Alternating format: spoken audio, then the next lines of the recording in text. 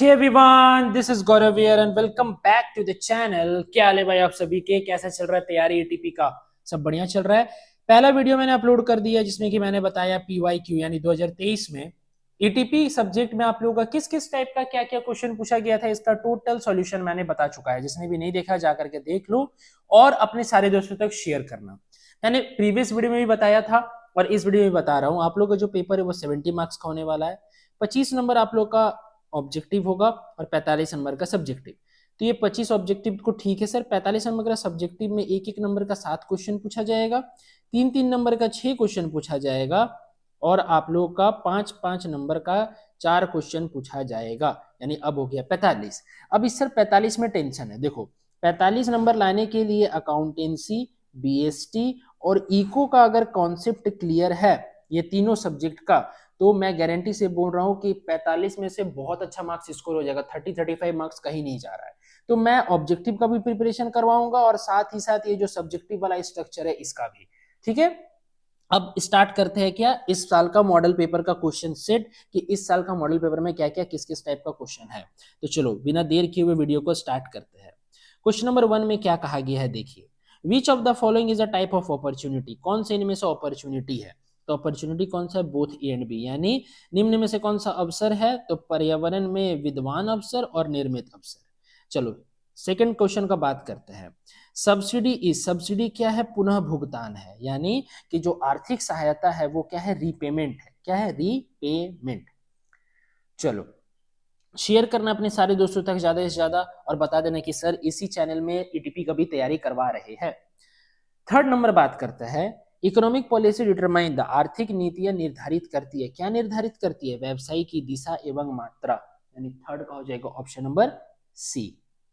Fourth देखिए, निम्न में से कौन सा घटक, निम्न में से कौन सा घटक बाजार मूल्यांकन पर प्रभाव डालता है? Which of the following factor effects market assessment. तो सूक्ष्म वातावरण यानी माइक्रो एनवायरनमेंट।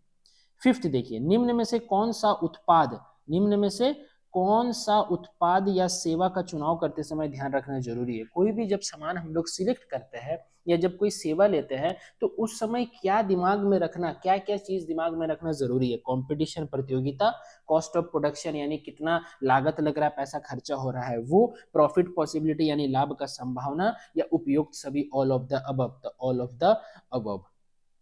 सिक्स का बात करते हैं। सिक्स में देखो क्या है, उपक्रम का चुनाव निर्भर करता है, यानी selection of an enterprise depends on क्या? सेल्फ एबिलिटी ऑफ एंटरप्रेन्योर, साहसी की स्वयं की योग्यता।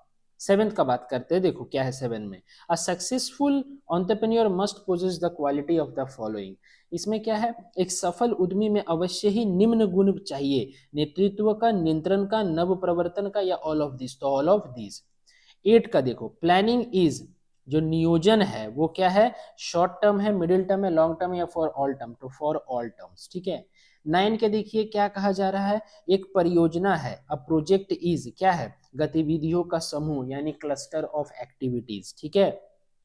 चलो क्वेश्चन नंबर 10 का बात करते हैं, परियोजना के तैयार करने पर व्यय किया गया धन, यानी प्रोजेक्ट में हम लोग जो भी खर्चा करते हैं उसको, उसमें जो पैसा लगाते हैं वो मेरे लिए क्या है? विनियोग है, इन्वेस्टमेंट, क्योंकि उसी से हम क्या बाद में पैसा कमाने वाले हैं। और हम लोग को किस टर्म्स में पैसा मिलेगा, किस स्रोत में पैसा मिलेगा? प्रॉफिट का। प्रॉफिट में हम लोग को पैसा मिलेगा, इंटरेस्ट ऑन इन्वेस्टमेंट जिसको बोलते हैं। ठीक है। 11 देखो, निम्न में से कौन संसाधन का प्रकार एवं स्रोत है? Which of the following is a kind of resource and their sources. तीन होता है, क्या क्या? एक होता है मेरा भौतिक संसाधन, एक होता है तकनीकी संसाधन, एक होता है मेरा मानवीय संसाधन, यानी उपयुक्त सभी, ऑल ऑफ द अबव।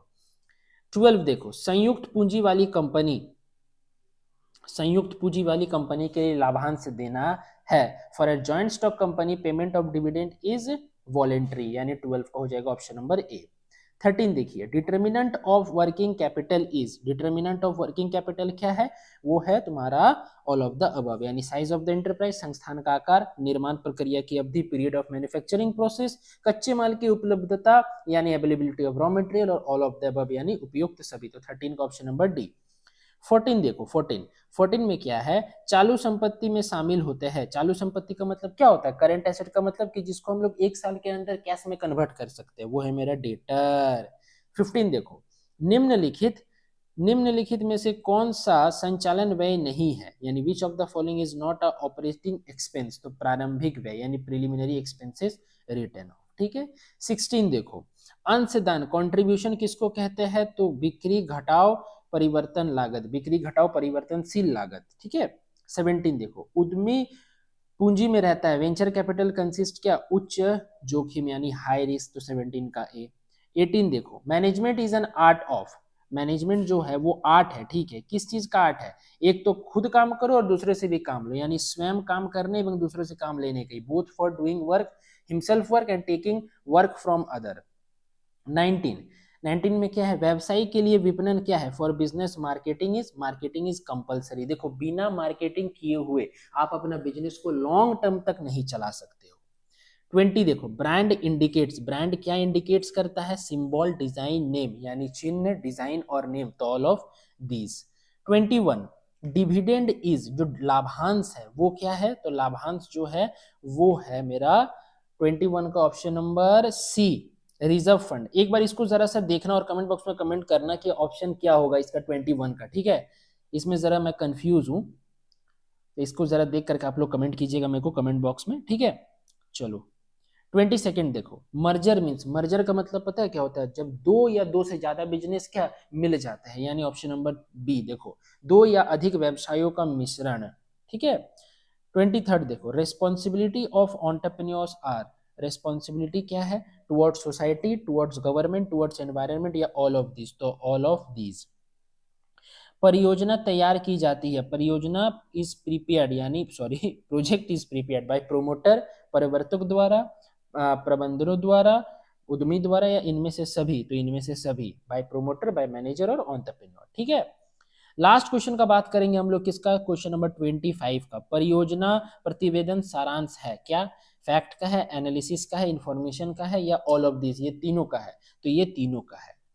तो आई होप आप लोग को समझ में आ गया होगा वीडियो का सारा क्वेश्चन, सारा एमसीक्यू मॉडल सेट 1 का। तो चलिए मिलते हैं नेक्स्ट वीडियो में, till then bye bye, wish you all the very best for exam, keep growing and keep learning. सारे दोस्तों तक शेयर करना, चैनल में नहीं हो तो प्लीज चैनल को सब्सक्राइब कर दो और बेल आइकन को प्रेस कर देना। चलो मिलते हैं नेक्स्ट वीडियो में, बाय बाय, टेक केयर।